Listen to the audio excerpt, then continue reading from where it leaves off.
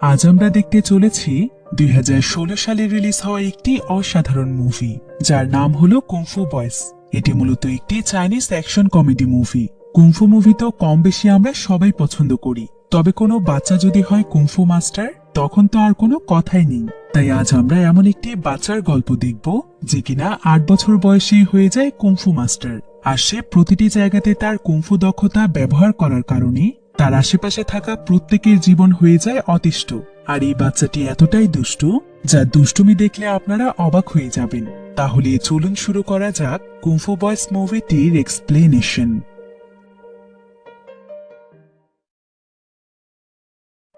তো গল্পটি শুরু হয় ছোট্ট একটি ছেলেকে দেখিয়ে, আর এই ছেলেটির নাম হলো লিন। বর্তমানে লিনের বয়স হচ্ছে 8 বছর। আর লিন দেখতে অনেক স্মার্ট এবং কিউট ছিল, তবে উপরে উপরে সে যতটা কিউট, ভেতরে ভেতরে তার চাইতে প্রায় 100 গুণ বেশি দুষ্টু।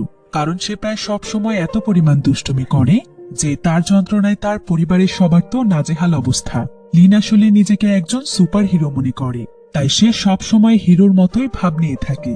আর যেহেতু সে নিজেকে হিরো মনে করে, তাহলে তো তার ভিলেনেরও প্রয়োজন।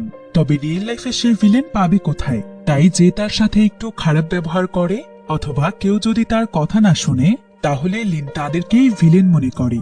ফলে তার কথার একটু নড়বড় হলেই সে তার মেয়েদের সাথেও মারামারি শুরু করে দেয়। এমনকি স্কুল টিচার যদি তাকে একটু বকাও দেয়, তখন সে তার স্কুল টিচারকেও মারতে শুরু করে।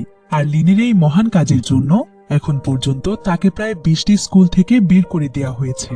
তাই এক পর্যায়ে তার বাবা মা অতিষ্ঠ হয়ে তাকে নিয়ে চায়না থেকে সোজা আমেরিকাতে চলে আসে। তবে এখানে এসেও কোনো লাভ